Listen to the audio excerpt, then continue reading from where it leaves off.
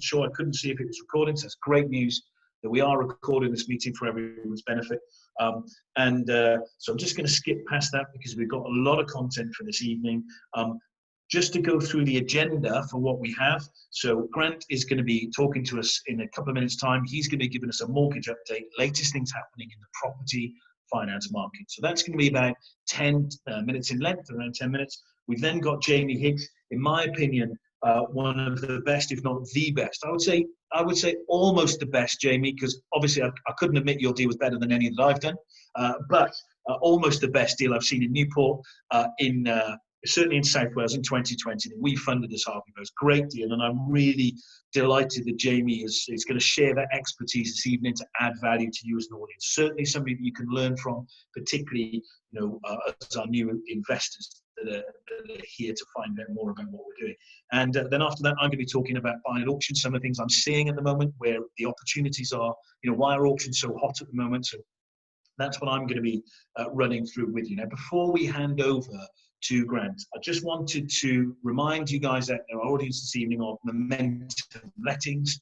So as Harvey Bowes, we also have Momentum Lettings, our own lettings management company. Whether you've got properties from anywhere from Bridgend to Chepstow and anywhere north of that into the Welsh Valleys, then we can look after and manage those properties for you. Now, why would you use Momentum Lettings? Well, I like to think that our referencing process is, quite frankly, forensic.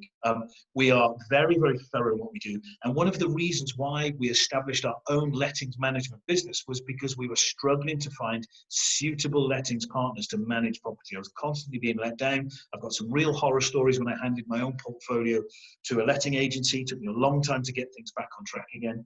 Momentum Lettings is a breath of fresh air for me personally, because I've got a team there that are going to do great things in managing those properties. But it's all about, one of the tips I would say is about the referencing that we do. It's not just about credit checking. Credit checking is important. Quite frankly, you might have somebody who's got one county court judgment, has got a couple of late payments, perhaps on a British gas bill or something along those lines, and yet they've paid their rent on time every time. They might have a car loan, they paid their car loan on time every time. So you get an idea of their profile as an individual, not from maybe that one or two blips, but the overall picture.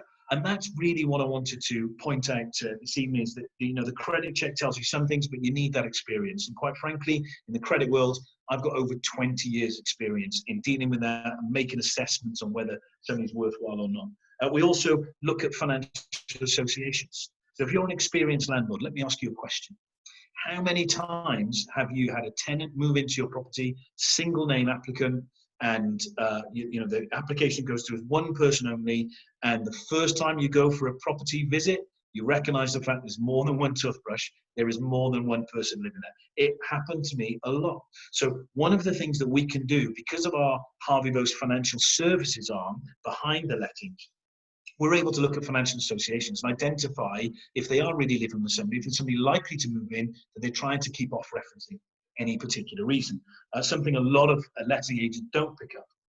And then there's our affordability assessment. We do that to FCA standards as if it was a residential mortgage.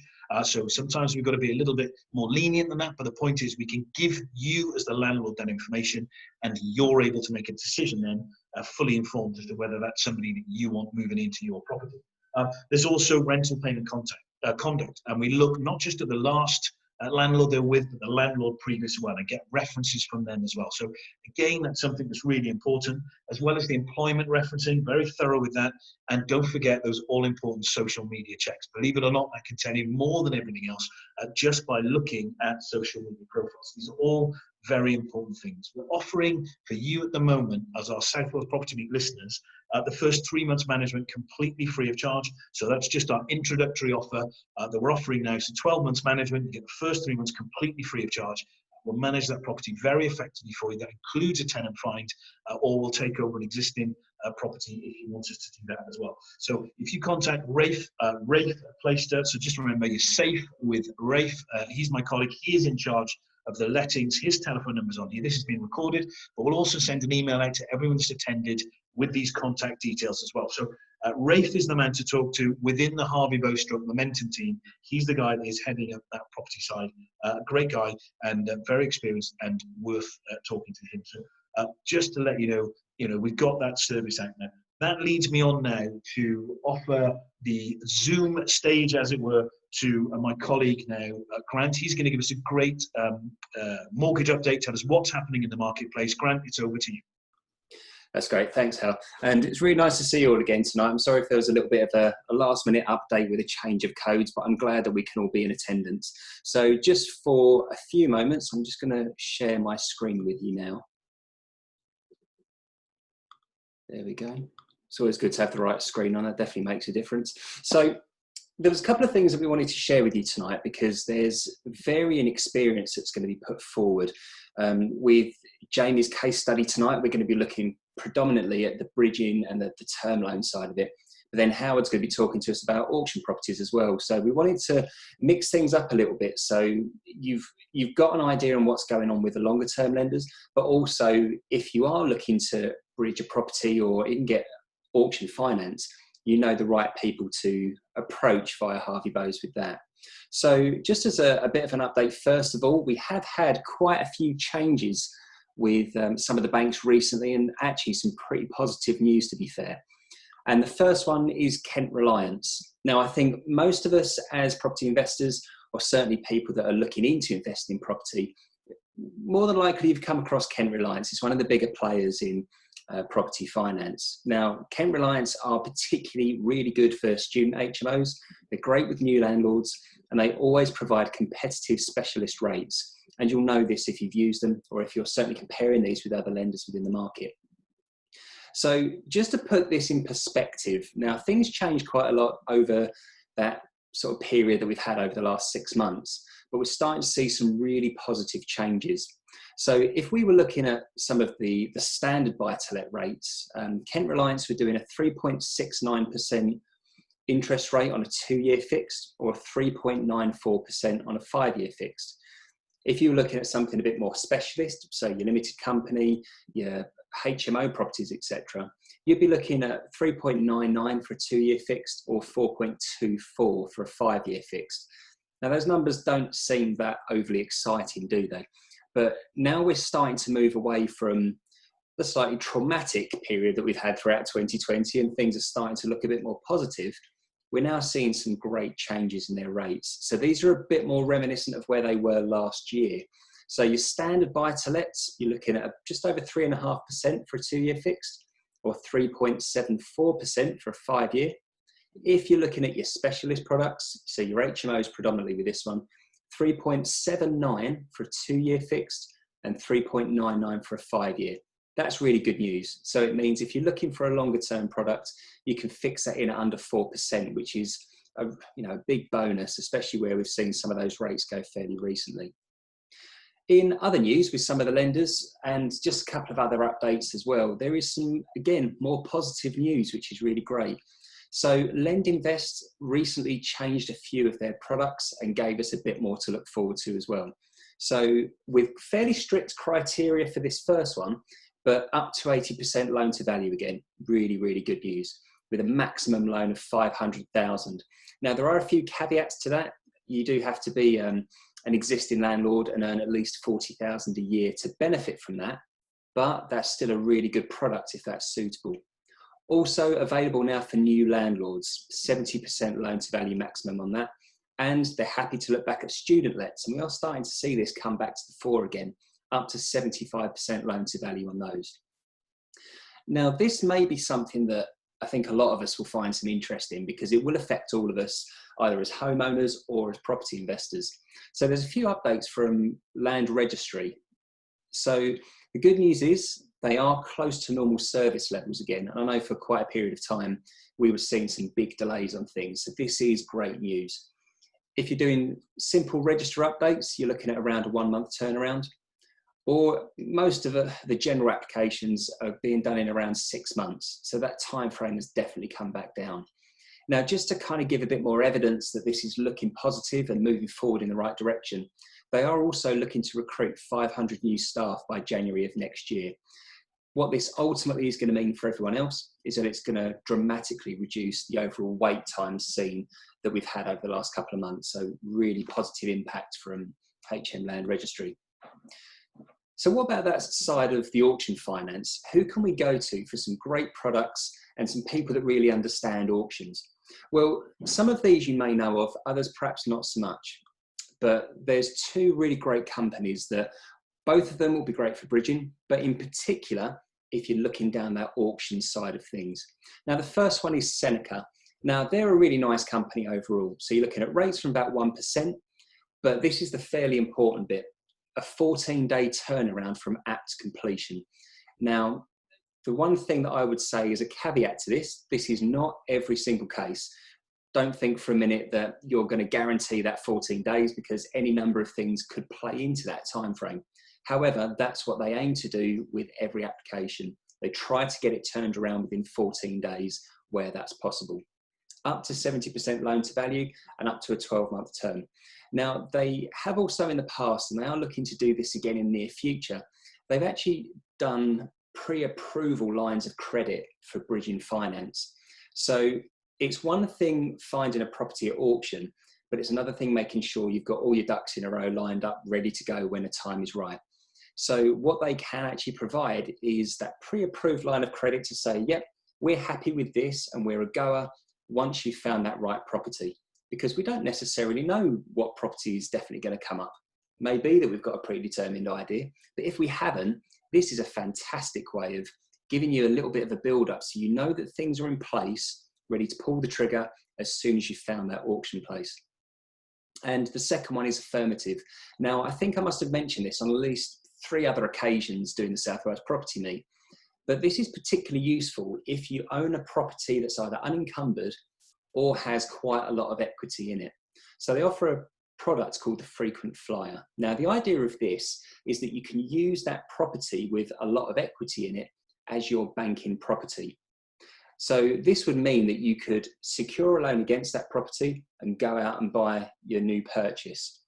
Once you refinance that purchase, you can pay that loan back and use it to keep going back in order to generate that extra money. Currently at 65% loan to value as a first charge. If you have a pre-existing mortgage on it, then they can go up to 50% at a push if it's the right deal, or if it's the right property, they'll go up to 55% loan to value. But if you want to look into these in a bit more detail, my telephone number and email address are available at the bottom of the screen, so please feel free to get in touch and we can explain this in a bit more detail. So I just wanted to finish tonight by looking at 5 ways to speed up your application, because one of the biggest things on our mind is how quickly can I get my money and how quickly can I get this turned around? Well, the good thing is that Harvey Bowes, you're in extremely good hands with Charlotte. She's an amazing case manager, and we do have a really strong team of people that are there to really push through your application to the absolute best of human ability.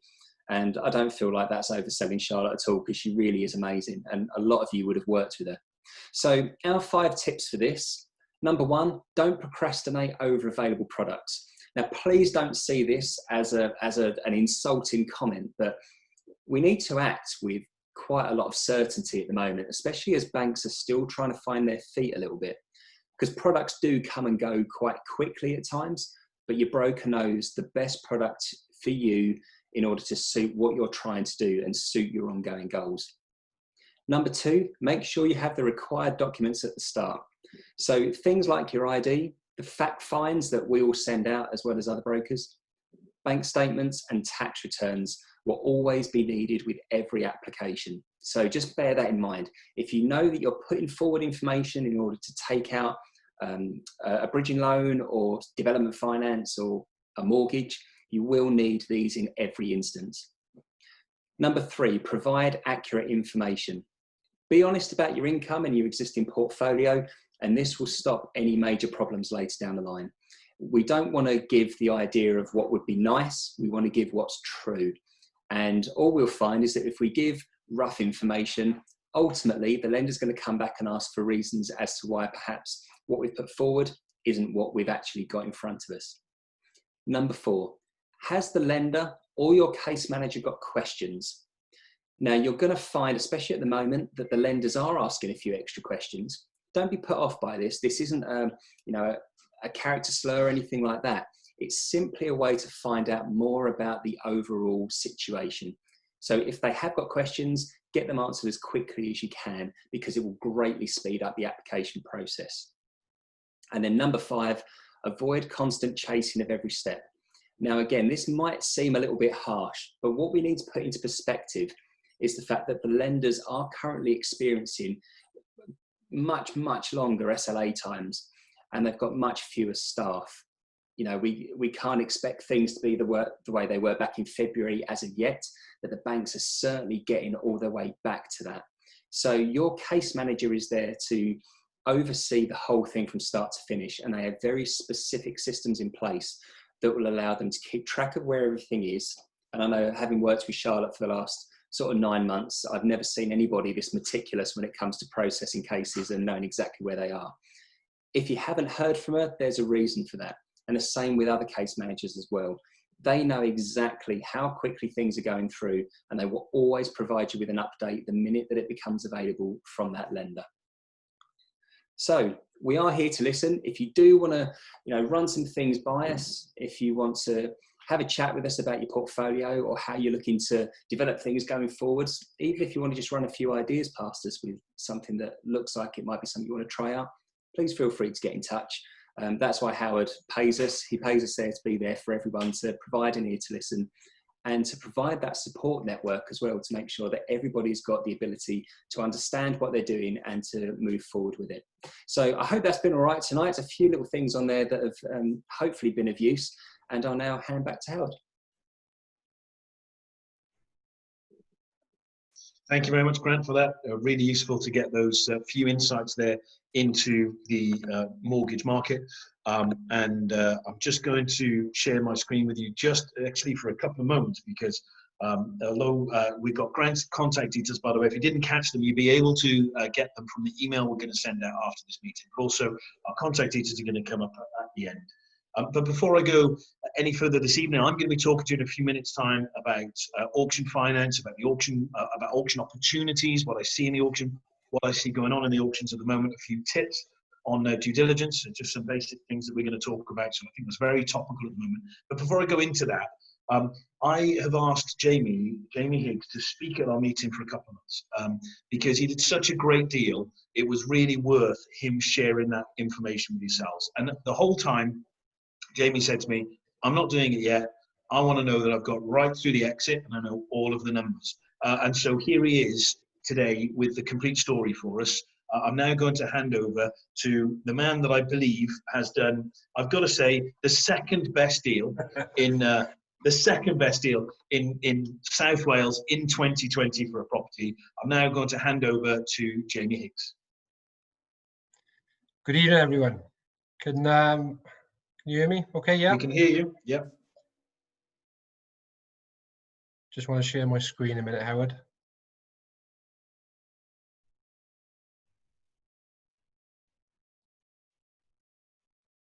Two seconds. Host, can you hand over to me, Howard? I can't share my screen. Howard, you're on mute.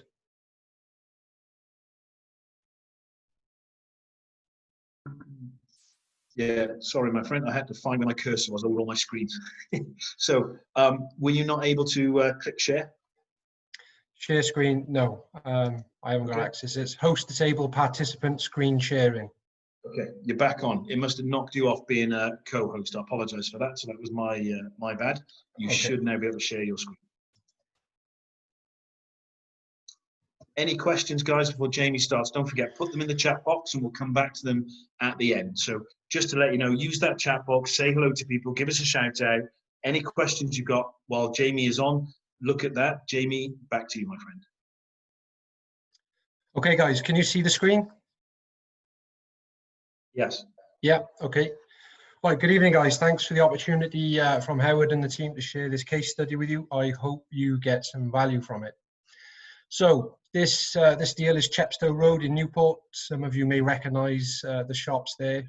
It actually goes down the side as well. So I first heard about this deal in November 2019. I had a phone call from a friend on the Saturday, and on the Sunday I was on a plane to Spain to negotiate with the current with the old owner.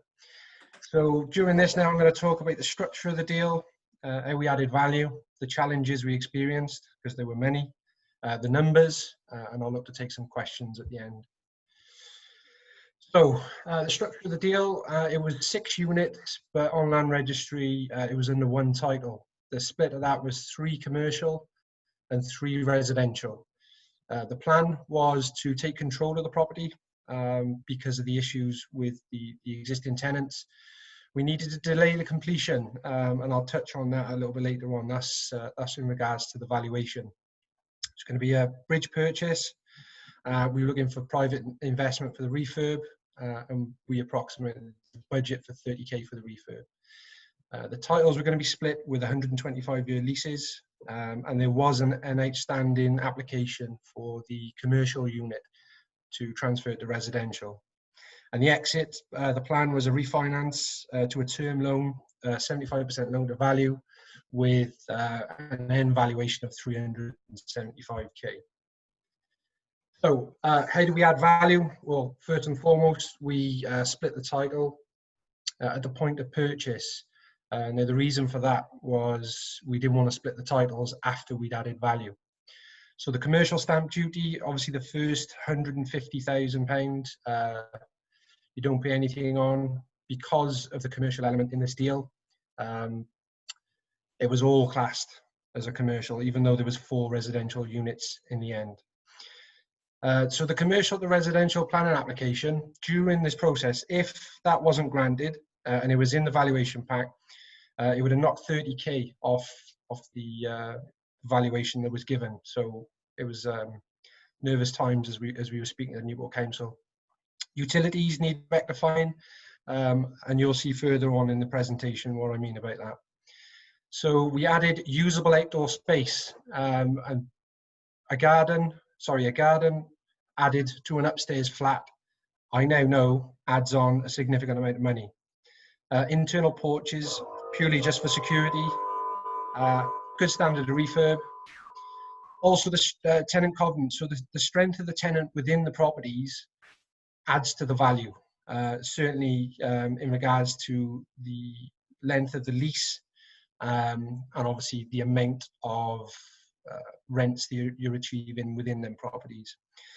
So from the survey point of view, we needed to be compliant, fire survey, electrical survey, structural survey, and from a commercial element, we needed to do an asbestos survey. And I've added valuation pack on because everything we did during this process was building up to the valuation pack for the valuer. And it was for us to fight for the high-end valuation.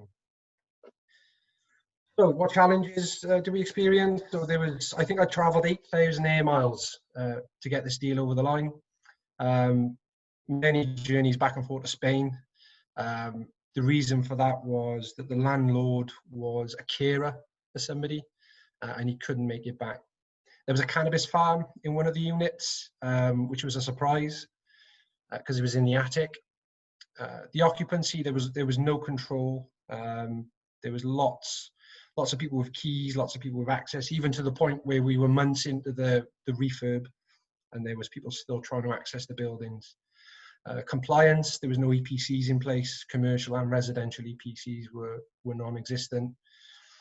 And also the economy. So there's a few small things like Brexit, the election, and the pandemic that we're currently experiencing now, all played their part within this deal.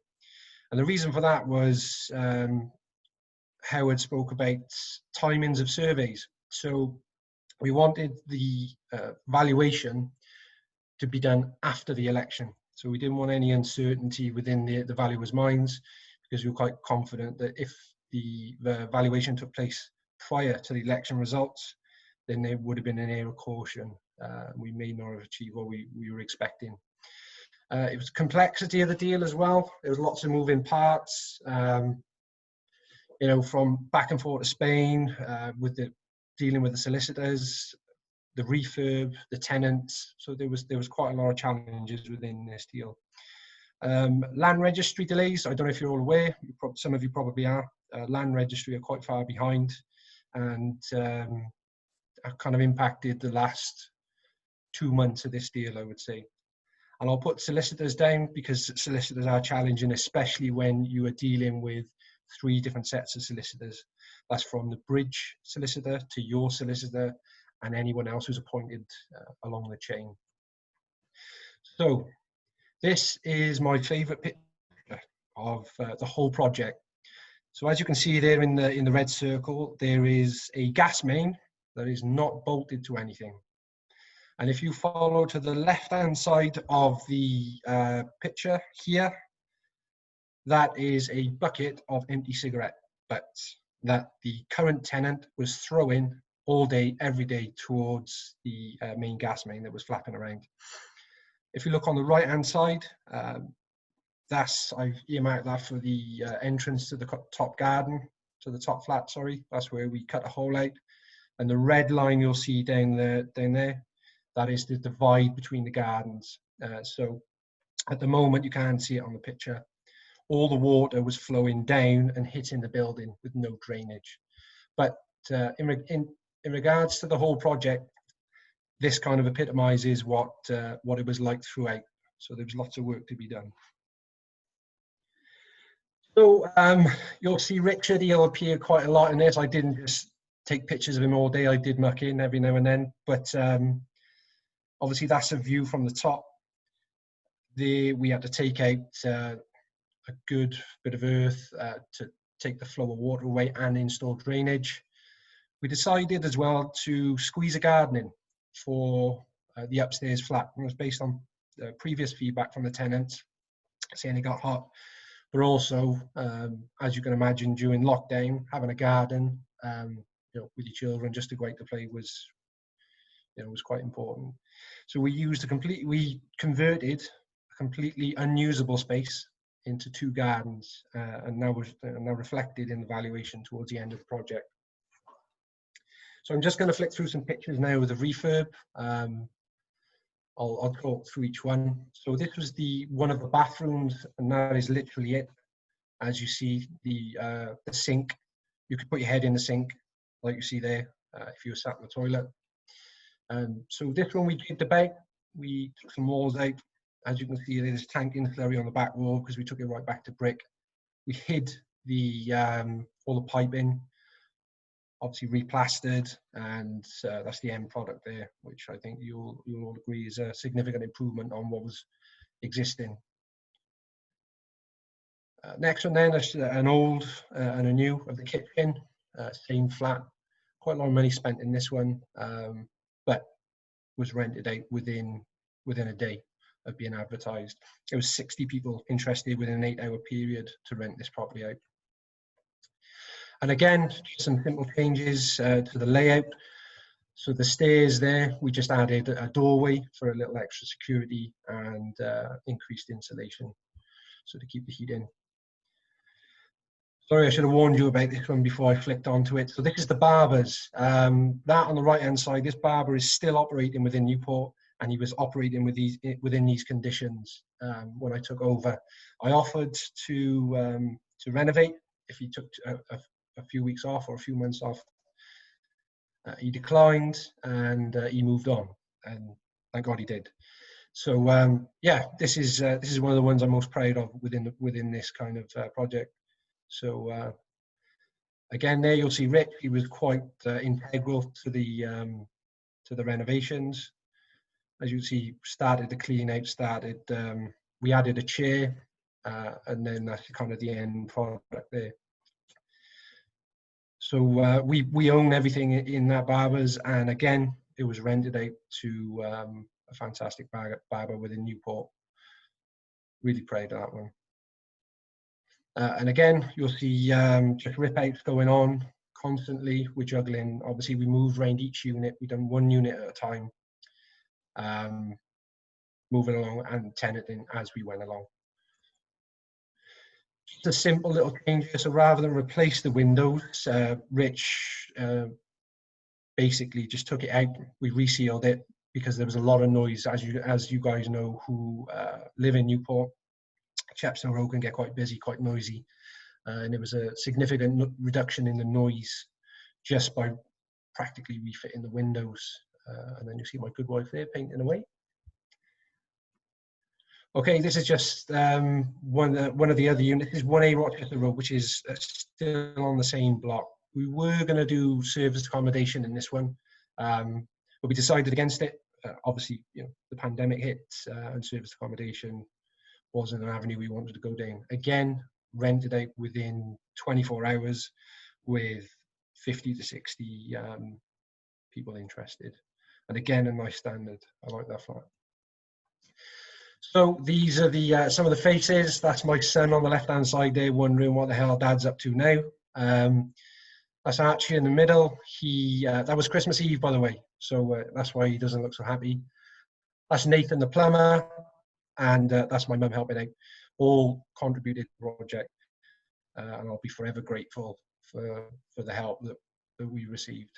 And obviously, it's my boy's legacy. So, okay, the numbers. Purchase price was 275. The refurb coming at 27k. All the surveys totaled 7,846. Legal fees were quite hefty. That's because during the bridge process, you pay for both sets of legals, yours and the borrowers. We managed to achieve a fantastic end valuation of 425. So money in the deal in total was 85,846. Money out of the deal at the end, which includes during the refinance and the period that we were waiting for the refinance to go through, I decided to roll the interest up, and then we paid that at the end. So the rents that we were collecting have gone towards that. We left 15,506 in the deal. Gross cash flow is 42,140, and the net cash flow is 23,920, with an ROI 154. So again, really pleased with the numbers. We managed to get 70% LTV loan to value on 425 versus 75% loan to value on the 375. So, and a big factor in that was obviously the standard of the refurb, but also the pack and the presentation. Lots of pictures throughout, diarise everything, keep note of everything, and communication. So some thank yous. I really couldn't have done it without the Harvey Bowes team. Charlotte was my case manager. She was fantastic throughout. Was constantly on the case, constantly chasing people. She's got a wealth of knowledge, and I'm sure she's a property solicitor. So there's nothing that the solicitors can pull wool over her eyes. And particular thanks to Howard. Literally from start to finish, I think the last game we were on about 600 texts, hundreds of minutes of calls, God knows how many emails. But also, in regards to the Harvey Bowes team, is the relationships they had with the lenders. They're navigating through the pandemic, navigating through the election and Brexit. It's kind of, you need to lean on people who know their lenders. So it was a great relationship with Roma. Roma financed it right from start to finish. So Roma did the bridge, and I exited through Roma to the term loan. I want to give a special thanks as well to Mady Handyman. Without them, I mean, during the pandemic as well, especially the older parts, they supplied the parts for everything. And the service was second. And then South Wales Emergency Glazing, which is Richard. You would have seen him. I didn't just follow him around taking pictures of him. I did help out, like I said. Carl and Nathan the plumber, as we know him. My wife and my boys and family and friends. Without all of the hundreds of hours of help, this deal wouldn't have been possible. So I'm ready to take any questions. If you have any, if you haven't, if you want to speak to me later on, I'll put my number up. But yeah, thanks for listening, guys. Great, thank you very much for that, Jamie. I'm sure everyone found that informative. There are a couple of questions in the question box, but I'll just wait for some of those questions to, some more questions to come through. No doubt there'll be some. In the meantime, I thought, there were some good tips in there, great tips. I mean, how many people here on here tonight would want to buy a £425,000 revenue producing property like that and only have 15 grand left in when it's refinanced? From an investment perspective, that is, it's a superb deal. 154% annual return on investment based on the net income, not the gross income. Many people who quote their figures, try and make their figures look a bit better, they brush them up and they give that ROI on the gross. Well, I think it's Duncan Bannatyne's one of his famous phrases is that turnover is vanity, profit is sanity, right? So look at the net rent, 154% of net rent is great. And I thought the other thing that I really enjoyed about this deal, and those who know me quite well will know that this is something that I look for in deals, is looking for deals that have multiple components to improve or to add value. Lots of people are doing buy, refurb, refinance. That's great. It does work. But when you've got multiple strategies to add value, that's when you really set yourself apart and you can do these great deals like this. And as Jamie mentioned, right at the beginning, this deal had so many components. It had a title split.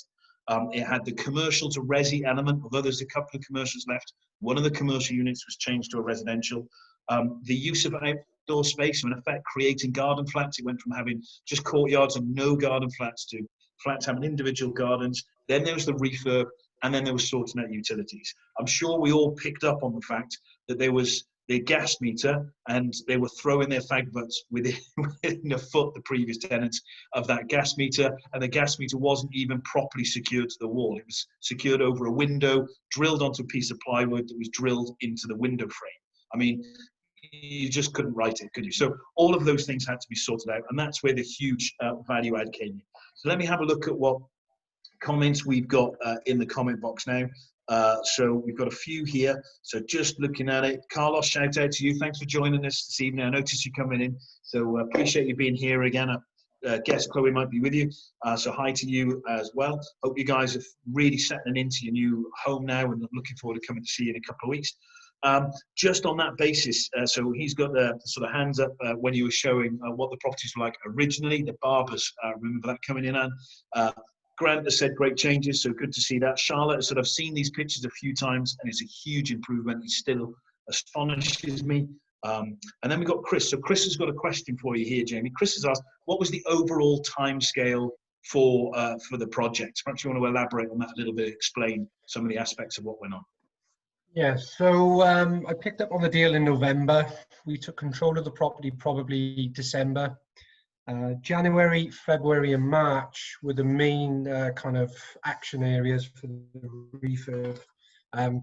Actually signed for the deal on March the 3rd. And we probably had about 3 weeks worth of work after that. So on March the 1st, I was on a plane with the documents. I took the documents to Spain for them to sign. I come back and my solicitor informed me they were wrong. So I had to go back to Heathrow to meet someone to get the documents, the correct documents, and go back to Cardiff. Without that urgency, I'm almost certain that I wouldn't have got over the line. So March the 3rd is when we took control. Now there's a big delay in land registry, so I'm pretty confident this deal would have been done 3 months earlier. But there's a delay in land reg, and obviously some of the lenders during the pandemic were reducing their loan to values, etc. However, Roma were there right from the start. They were there all the way through. And like I say, the biggest delays I experienced was with obviously the land reg. So the titles were at the point of bridge, the paperwork was submitted. But like I say, we couldn't then refinance until that paperwork and the leases were done. So they'd done the leases first. So the leases are actually sat in my limited company, and the freehold is in my name. So that's all kind of still going through as we speak. But yeah, all in all, I would say the refurb was 3 months, 3 months possibly, give or take a few weeks, and then the rest was kind of all delays due to COVID. Fantastic. Thanks for that, Jamie. So a couple of other comments. Elliot and Paisley have said amazing outcome. Phil asked a question. There's detail that Grant's already answered in there, Phil. I think you've picked that up. But just for the benefit of other people that were here, with Roma will allow open market bridging. So you can bridge against the value. Hence the reason why it was wise for Jamie to split the titles before the purchase, because by executing it in that way. And there's a little special trick with doing that, or a little detail that we have at Harvey Bowes, which we talk about on our title split course, where it just allows them to value it as the title split, even though the titles aren't split. So there's a special process to go through. You can get that, and then the title split on the day of completion. Jamie went for that. It does reduce the deposit. With Roma, they always want a bit of hurt in, so you do put some money in. There are bridging lenders who are slightly more expensive that will allow you to put no money in. But in Jamie's circumstances, it worked for him to go down the Roma route. And so that was the route that we took there. In terms of going from Roma's short-term to term loan, is that an easy process, we've been asked? I'm just going to be honest with you. You know how we like to call it at Harvey Bowes. All the lenders tell you this is a straightforward process, and none of them are telling the truth. It's always awkward. Now, I want to explain something to you about that, because I think it's quite important. You've got to look at how these lenders are funded. So Roma Finance are funded by several major banks. So the Cambridge Building Society is one of their funders, and the Royal Bank of Scotland is another one of their funders. So they're borrowing money from the banks and then lending it to you, because the banks can't bridge and do these type of deals anymore because of the red tape. So basically the FCA, when they took over from the FSA a few years ago after the last credit crunch, have created a whole new level of industry for bridging that didn't exist before 2009. There were bridges there, but they were used for different reasons. I'm telling you this for a reason, and that is for this reason. Roma have several different SPVs. Just like you as a property investor might have a couple of different limited companies with property in, they have different funds. When it goes from a short-term loan, the bridging loan, over to their term loan, when they exit you, they remortgage, you go into a regular mortgage with them, you are swapping from one SPV, in this case it was funded by the Royal Bank of Scotland, to a different SPV. In this case, it was funded by the Cambridge Building Society. I shouldn't know that much detail, but I've got a very good relationship with Roma. I know how they're funded. And so because of that change from the one funder to the other, there is actually an underwriting process. The valuation's got to take place, and there's still legal fees that have to be paid. So you're not just swapping from one straight to the other. The most straightforward of any of those is Precise. Precise mortgages have a bridge to term mortgage process. Also, that is a much better process, if I'm honest with you, but they wouldn't do this type of deal. They do very vanilla bridging, and also they would want you to put in your full pound of flesh, so at least 25% of your purchase price. So completely different ball game with them, but it is an easier process. So, you know, all of these lenders have a different quirky process. Precise is probably the easiest. Shawbrook is easier than Roma. Roma are better than some others. And that's just an honest answer to that. It isn't that straightforward. Somebody here, we haven't got a name, but they put, says great deal. Seeing 27K is a small amount of money for the work. Did you have friends and family? So I'll answer that on Jamie's behalf there. So yes, you saw pictures with friends. You saw his children there, hard at work for their legacy, as Jamie said it, and also you saw Dawn, Jamie's wife, there painting. So yes, he did have help. Yes, he reduced his labour cost. We can only admire him for that ingenuity, really, in making, you know, watching the sums. So that really made the deal work. You know, there would have been a greater spend on labour, of course, if Jimmy completely sat back and got a contractor to do the work. But in this instance, very, very hands-on. So that's great. So Carlos says, excellent. How did Jamie find this deal? It was through connections, I believe, wasn't it, Jamie, if you want to answer that one? Yeah, so I spoke to quite a successful property investor within Newport, who was, I would say, coming towards the end of his career. I explained my strategy, what I was looking for. We touched on funds, what was available, and yeah, so through connections within in Newport, I had a call. He didn't want to take it on. He knew that there was a lot of work involved, and so just one for the group as well.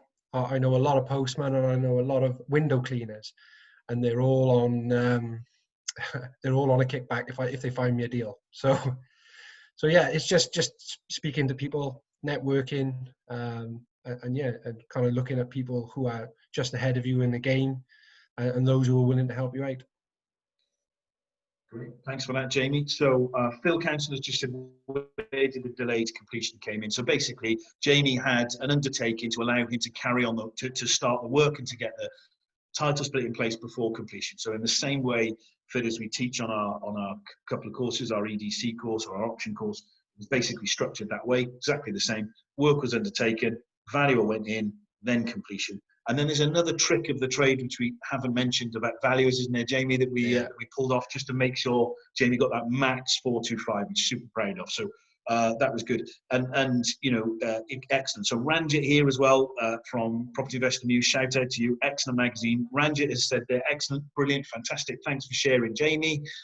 Ranjit, I think this is one that you guys should be featuring in your magazine. But you know, you or Richard can tell me if that's something you want to do, and we can put you in contact with Jamie, because it really is a great deal and a good news story at a time when there's lots of bad news. You know, this deal has gone through.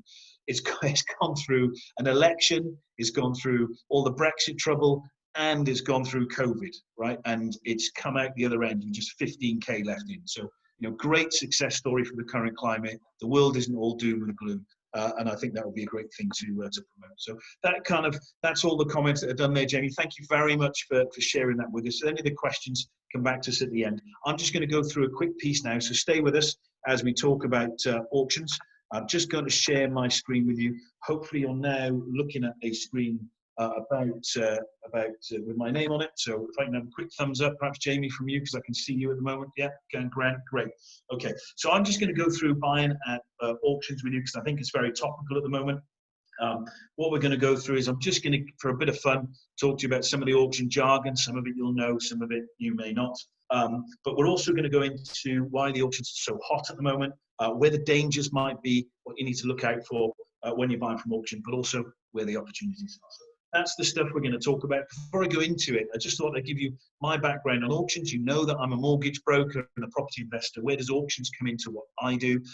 Well, I've both bought and sold at auction. I've bought many properties at auction, and I've sold at auction. And also, I've bought and sold a few of these at auction as well. So as well as being, you know, in the property world before I got into the mortgage broker, and during when I was first setting up, I was also a buyer. So I was a buyer for one of the biggest groups, used car dealership groups in the country, and I would buy cars at auction. I've also bought and sold myself, and even though I'm a bit of a car freak, and I love my cars, and I sold many cars at auction. What's that got to do with property?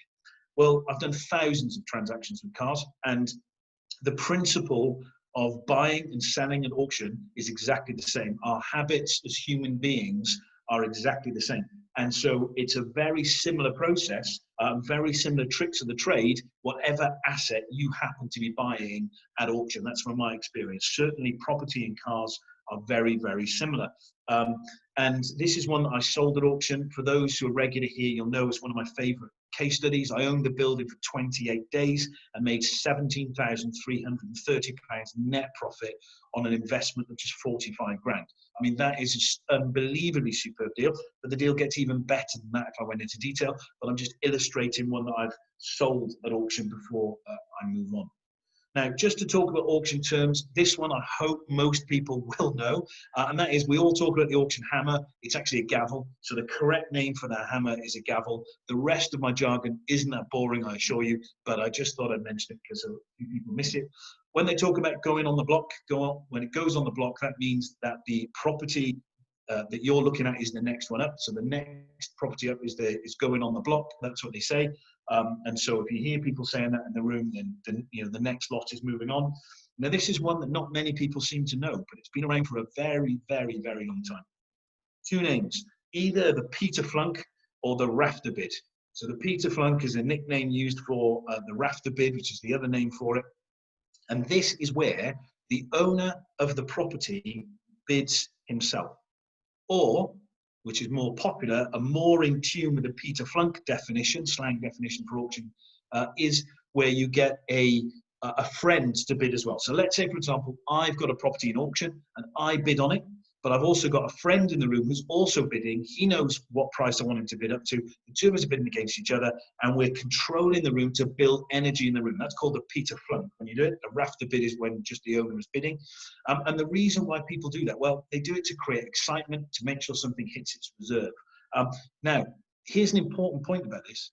It is not illegal.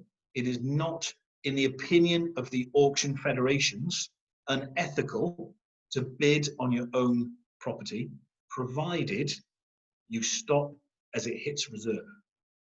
So if you stop before it hits reserve, It is a well-known way of creating some energy in a room that hasn't got much energy or where they're struggling for bids. And that's exactly the same as bidding against the wall or bidding at the chandelier, as I hear some people say, which of course where the auctioneer is doing exactly the same. And again, in the auctioneer's code of practice, they are allowed to do that. It is not unethical in the opinion of their code of practice, as long as they don't do it beyond the reserve price. They just create an excitement to get it to sell, and then once it's at reserve price, they should allow the room to take over. So yes, you do see these inventive bids, and I've got some great tips on how you identify whether it's a bid against the wall or whether it's a real bid, but that would be for a more in-depth conversation about this. Auctioneers chant. Well, that's the phrase the auctioneers use, or the industry guys use, when they're just talking about the auctioneers' talk. So when the auctioneer is starting at, let's see, 150, can I see 150? Is there 150 in the room? Can I see 150? 151. I've got 151. I've got 152. 152. At the back of the room, there's 154. 150. When they're doing that, that's just the auction chant. Simple as that. And they often put comments and phrases in there, and people are trying to listen carefully for those comments and phrases, thinking that the auctioneer is declaring something that they're hiding. Well, that isn't the case. They're just padding out to create excitement. Any announcement they should make will be in the legal pack, or they will announce it before the auction starts. If there's a change to the legal packs of any lots at the last minute, they will announce it before the auction starts. And then if there's last minute changes, they'll do it before they start that bidding process. So if there's anything they've really got to tell you, it might be subtle, but they're not going to do it during that excitement process. So there's nothing, if you miss a phrase or two during that process, you don't have to be too concerned about it. And then the one that I always look for if you want to do a sniper bid at the end is fair warning. So whenever the auctioneer says fair warning, the hammer is literally just about to go down. There will be no more going, gone. When they say fair warning, hammer down next. Unless, of course, they get another bid. So you listen out for the words fair warning. Some auctioneers use it virtually every time. Some auctioneers use it rarely. But if you come across the fair warning on something you want to bid on, this really is your last chance to get your hand up or to click the button, as many of the auctions are at the moment. Why are auctions so hot at the moment? What is it about the auctions? Well, there's a couple of reasons for it, really, and they're as we'd expect. Many sellers put properties into auction because they want speed and certainty. That's a simple fact, and it's a known fact, and it has been for eternity. But also, lots of people buy at auction because they get speed and certainty.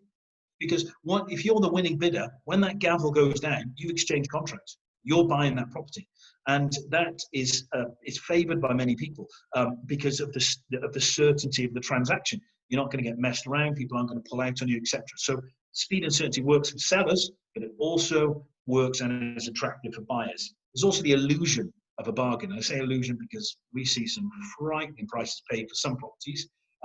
But there is the illusion that you're picking up a bargain at auction. That's another reason why auctions are supposed to be for bargains. Effectively, that's what people think, but that isn't necessarily the case.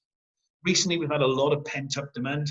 People want to get out, they want to do viewings, and they're not able to do so. We've all seen that, and that has caused an influx. And then, of course, in the room itself, you get the excitement. So, in the excitement of the room, people start bidding, and they get the emotional attachment perhaps to a property that they want.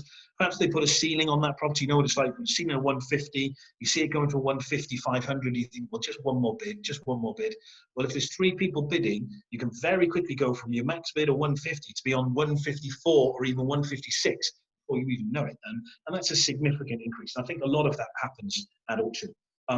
Typically, and I just mean this very typically, I'm looking at auction prices at the moment, and in my opinion, I would say that the 2 and 3 bed kind of vanilla basic refurb properties are selling for too much. So I'm just looking at some comparables. I'm just buying a property in Treviga at the moment. It's a simple terrace property, and I've got a bid accepted. It's going through at early 50s. I'm buying via an estate agent, early 50,000. Needs a very, very light refurb. It's just good value. It's just about doing a quick deal. I've seen properties on the next road, exactly the same type of properties, next road, recently gone through Paul Frosh auctions and touching 70k. I'm buying from the estate agent, low 50s, and these things are like 68. So amazing, really, that people are bidding, and there's that excitement for the more affordable stock in the auctions. And also the properties that are attractive to private individuals are also seem to be going for a lot of money. So what about identifying key opportunities with property then? So what do we talk about with that? Well, what I would always look for is look for things where you've got late legal packs or there's stuff missing in the legal packs. Now, there's danger to that, so make sure you do your due diligence. But things like that will put off normal vanilla or amateur investors, or those that are just having a dabble and may want to pay more money. Also the quirky stuff, if it's grade 2 listed, that type of thing, that really separates the men from the boys, so to speak. So again, if it's quirky, that works. Late entries, always something to look for. There's less chance of people doing due diligence, especially more inexperienced people who might want to bid more money. If they've got to go through a local solicitor to check the legal pack for them, if something's a late entry, they are less likely to have done their due diligence on that property.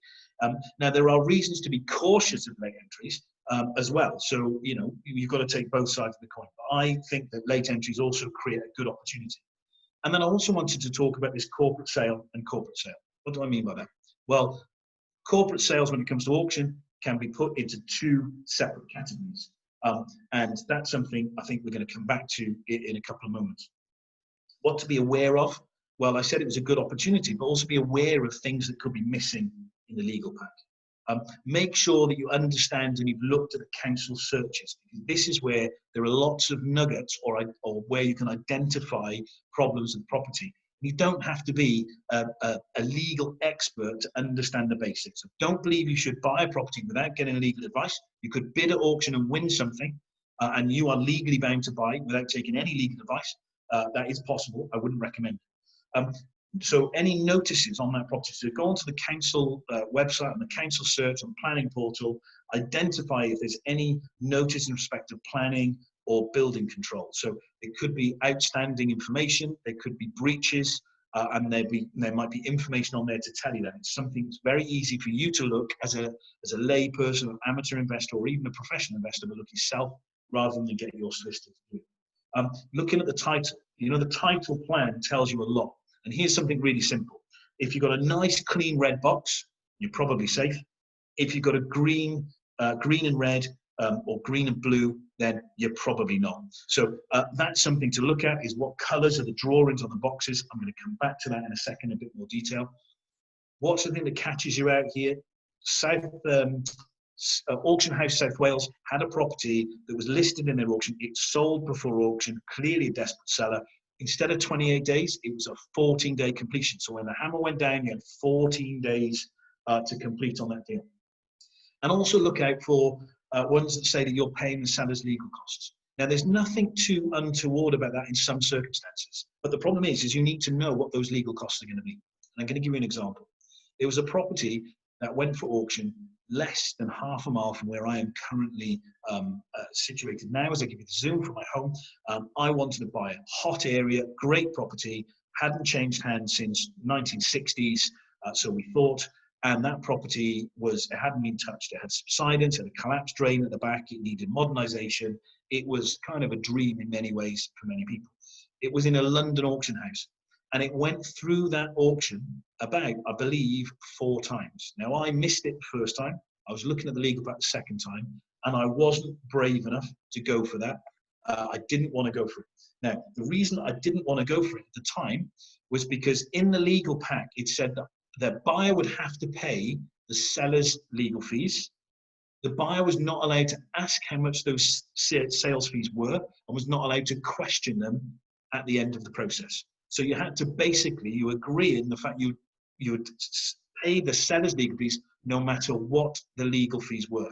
And this was a London solicitor operating and selling a property in South Wales. Well, that could easily add 10 grand to your bid price, but also it was open-ended. There was too much uncertainty for me. So even though it was a great deal, I walked away. I've only seen it that bad, that blatant in one legal pack, but it was there. It was in a legal pack, in a property, just on the border between Caldicot and Roggett, just probably 2 years ago, 18 months ago.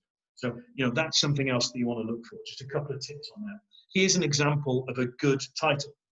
So this title here, you can see there's 3 fields there for sale. They're very clearly marked. Unlikely, not guaranteed, but unlikely to be any disputes with borders. So you look at a plan like this and you think, yeah, this is something I can take forward. This is something I can continue my due diligence on. What about if you see one like this? So here we've got buildings. So you can see the buildings, the squares in there around the green area. And then you've got the green area, you've got the red and the green outline.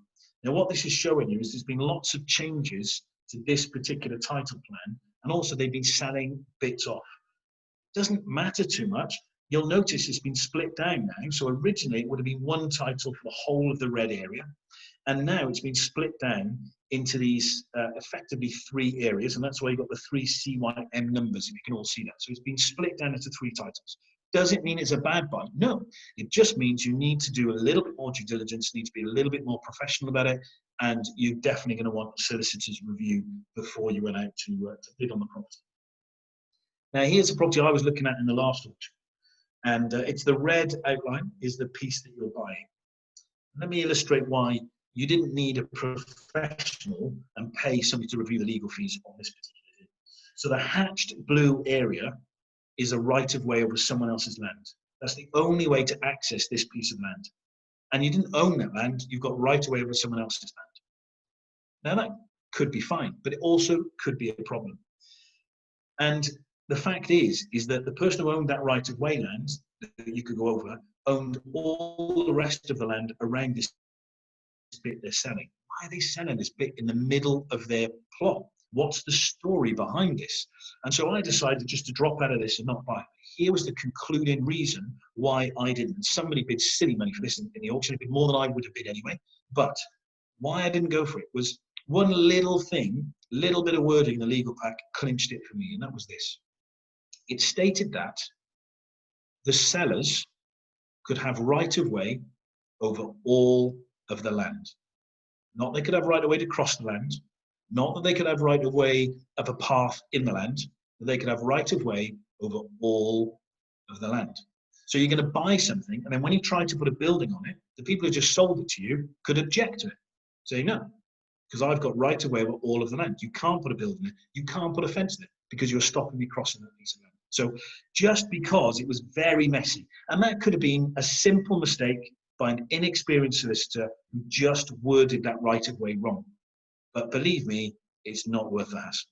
So on this piece of land, it would have been amazing to have put a log cabin on there. You would have got one. You had utilities already provided to the land. That was written into the legal pack. You'd have access to those. So it looked very good on paper until you delved in and found that you probably would never, ever get a building on it, not even a log cabin, because of the way the legals have been tied up and the rights of way over the property. So just an example of where you can read the legal pack yourself and come to some common sense conclusions. Things to look for, as we said, is always the council's own searches on the planning portal, see what comments are on there, any restrictions, any disputes, etc. with planning and building control, and then any things like rights of way, title splits on the title plan. They are the 2 places, in my opinion, I think you should look first when you're looking for property. That's certainly supported by the legal people that I work with, including Charlotte within our own business. Now, I talked about corporate and corporate. If you remember, I said there's corporate sales and corporate sales. What did I mean? Well, I've got 2 logos here. One of them is AMG. They are the asset management group. You will see that logo on quite a lot of properties that go to auction. That logo means that property is a corporate sale by virtue of the fact that it is it's gone to auction by as a repossession. So they call it a corporate sale. It's a repo. It's normally owned by a bank, but it's not handled by the bank. It's handled by a management company, in this instance, Asset Management Group, very big in South Wales. Now, that's one type of corporate. And what happens there is the bank or building society that have arranged for the repossession has gone through the legals. They give it to AMG to get the best possible price, and they manage it. So they've handled the actual repossession. They've got the bailiffs involved. They've changed the locks. They then arrange for everything to be turned off in the property, for that toilet to get strapped down with do not use, and the same thing over the boiler. We've all seen it. And what they then do is they then get that property. They try and put it with estate agents first normally. If it doesn't sell, no success, they'll then put it into auction. Now, that's quite important. But that is one type of corporate sale. And don't get confused with the other type of corporate sale. Now, with NatWest, I've just put their logo up here because I've just bought something at auction from NatWest with Martin, who's on here this evening as my JV partner. Now, the interesting thing I think with this is when you're looking at NatWest as a corporate, they are a genuine corporate company. They're not acting for a corporate company. They are the decision maker, and they are selling off themselves. That would normally mean they're selling off one of their own branches or one of their assets, not something repossessed.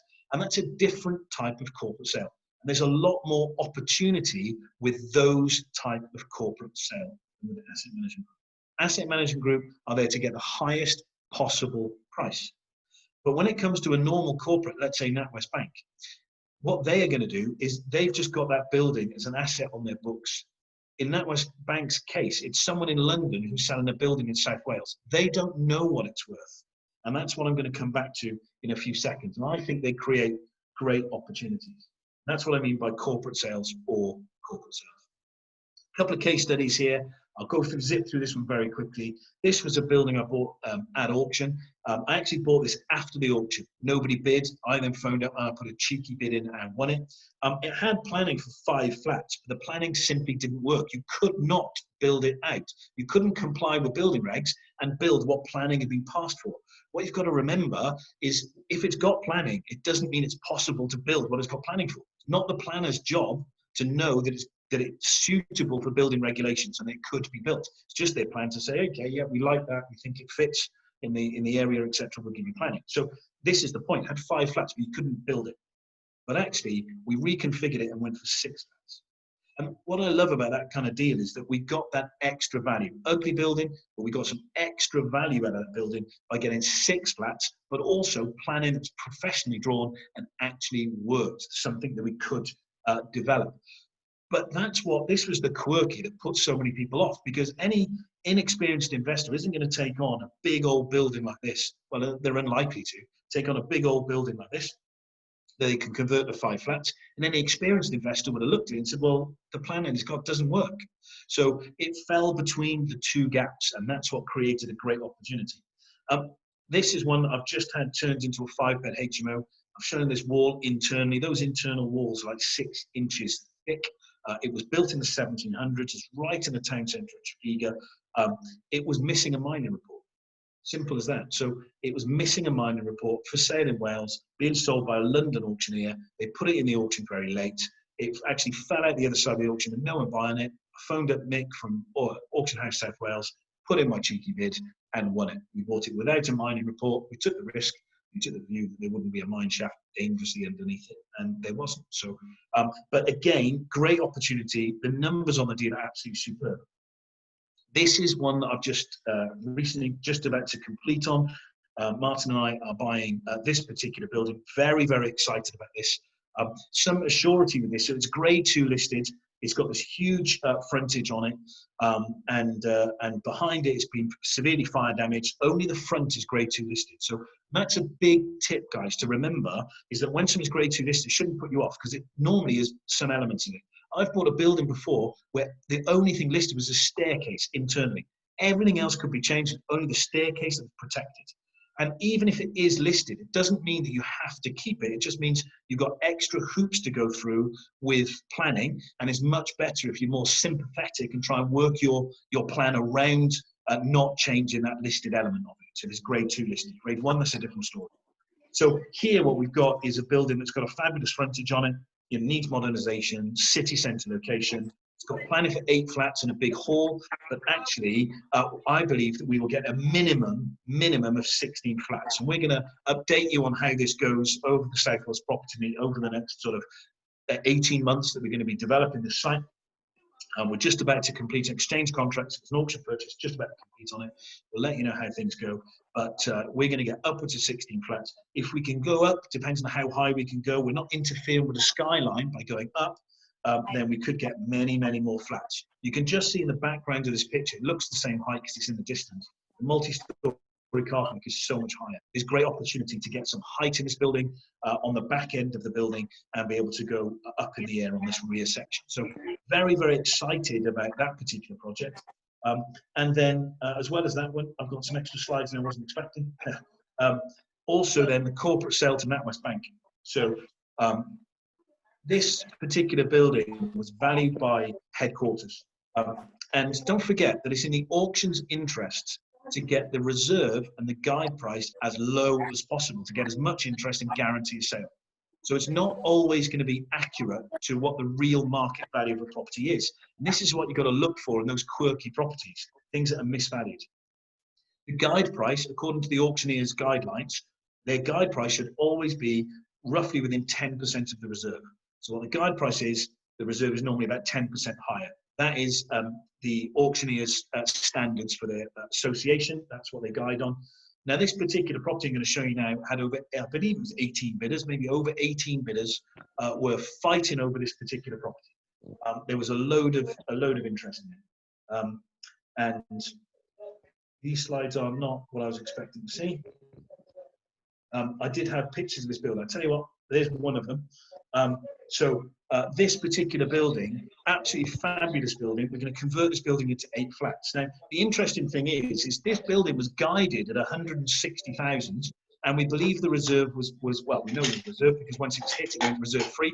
The reserve was £180,000, but this building was worth way more than that. And that's why other experienced investors were bidding right the way up. This building sold for £285,000.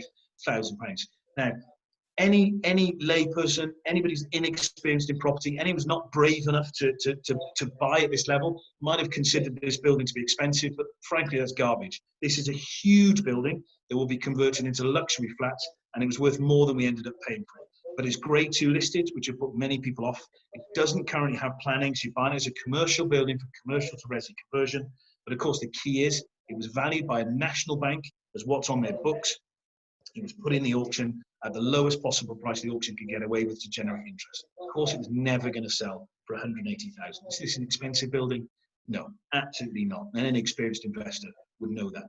So this is a great opportunity we've got. And I'm just going to close up the meeting now with any questions. But just before I go to the questions, Saturday, 10th of October, we're offering a great opportunity to talk more in depth about auction buying. I'm going to talk about the bidding strategy that we used for this property. One of those tips, for example, is using the flummox or the jump bid. So that's where, as the property's gone up in price, 180, 182, 184, 186, 188, it's going up with that. Got to 204, started to slightly temper, and at that point in time, we did a flummox bid or a jump bid and put in a bid of 230, so way higher than what was currently bid. We knew it was going to go for way more than that anyway, but it shocks people, it puts people off, and you end up losing a couple of bidders as a result. And it's always a good way of losing some of the stragglers and know that you're in with the serious people. So there's lots of tactics with bidding. So what I'm going to be going through all day, Saturday, 10th of October, just £85 for those who are on here this evening. You'll see it's on our website normally for £175 for the day. Jamie's going to be on there as well, sharing some of his experiences as well and going more in depth about his particular deal. And we're going to talk about lease options, deferred consideration, delayed completion. We're also going to talk about these auction purchases. We're going to go more in depth about this and the strategies for development. That's just £85. So very, very little money to get on there. You just need to go on to southwalespropertymeet.co.uk to bid or get in touch with us at the office for that. As well, I'd like to invite you to have a one-to-one coffee with me. So I've had a lot of travel recently. I've been a busy boy back and forth Canada. I am very pleased to say that Saray, my wife, is back with me in the UK now. No more traveling to Canada for a while. So I'm back with my feet on the ground. I'm ready to help you guys do your deals. Then please get in contact with us, have a one-to-one, we can have a Zoom coffee, have a chat about your strategy. Let me see how I can help you. If you've been in contact with us before, let's still have a review. If you've had a review a little while ago, let's have a chat again. Let's see how we can help you bring forward your properties. And also, of course, if you're interested in the 2 deals I've talked to you about, then I'm taking on a couple of people I'll be mentoring. So let me know about that. And we will show you each and every step of these deals. So right from negotiation, due diligence, all the way through as these deals progress to the very end of both deals, the Chepstow luxury flats that we're going to sell and the drill hall, the castle looking building where we're going to build hopefully 20, maybe even 30 flats if we really get what we want planning wise. Go up a couple of floors and fantastic opportunities right there. Lots of learning to be had over that time. So get in touch with myself if you're interested in following us specifically on a one-to-one basis on that journey. Next thing for me to say then is just don't forget South Wales Property Meet next month, spotlight on the economy, portfolio acquisitions we're also going to be going into, and the age-old interest that we have, commercial to resi conversion. So our next meeting is going to be on the 21st of October. That's 3 weeks from now on a Wednesday evening. Please make sure that you come along and join us for that. It'll be an excellent meeting. I am now just going to say thank you very much for joining us. I'm going to go to the chat box for those who are interested in just staying on and having a chat with us. So I've got to find my cursor on all these screens again. I'm getting used to my my new setup here, so forgive me for that. Where am I? There I am. Okay, so what have we got in the chat box from you guys? So let's have a look what's here. Okay, so Chris has asked a question actually from again on Jamie's deal. Did you have to get planning permission for any change of use, splitting, creating new garden space? Did you want to answer that, Jamie? If you unmute yourself. Yeah, I've answered it further down. So okay, great. We had to obtain planning permission for the commercial, the residential, but in regards to the gardens, the plans were redrawn by an architect and the drawings were submitted to Land Reg. So once we purchased and the drawings were submitted, there was no need to submit any application for the gardens. It was just purely down to making sure each block, each unit was marked out correctly, because they're now all separate. They can be sold separate. So yeah, so any commercial to residential, yes, change of use. The application was in and granted, but in regards to the gardens, no, it was just a case of new drawings. Great. Thank you very much for that. Yeah, thanks for that. And Carlos again saying that, so shout out to you, Carlos, saying looking forward to looking at the projects that we've got. So that's great. Brilliant. Brilliant. We'll keep you updated on those certainly as well. Thank you for that as well, Jamie. And then just, we had a question from Ben there about survey. So when do you get a survey done if you're buying a property from auction? Well, it's your own risk if you don't get one done. So, you know, if you're serious about buying a property, many people will get a professional RIC survey done. It's not obligatory that you get one done. If you exchange contracts to buy that building and you haven't done a survey, you are committed to buying it. If you get a Bridget, the bridging lender will lend on it. It's an asset, basically. They may not agree with the price. If it's got subsidence, if it's falling down, it's still got a value. They will still lend something. But you've got to have contingency when you buy from auction, because you're not necessarily going to get your full 75% purchase price if they think you bid too much or you pay too much. It is very, very, very rare, and I mean very rare, that we ever see a valuer disagree with an auction price. And I'll tell you why. Because there was an underbidder just below you. So if you bid £500 more than the last person, the point is there's somebody else willing to pay pretty much the same price. So it is incredibly rare that we ever see any form of down valuation or risk in that way from an auction. You have got to do your due diligence, get around there with a builder. You should be reading the legal packs. For those that are mentors with us, Harvey Bowes, South Wales Property, we've got a private mentoring group. Then we go through the legal pack with you internally to help you with that when you're buying from auction, and just go through those highlights. So that's great. Okay, Ranjit, yeah, you're welcome to join us on the 10th, no problem at all. Phil's asked, do you ever underwrite at auction? Can you just explain what you mean by that, Phil? Perhaps if you unmute yourself.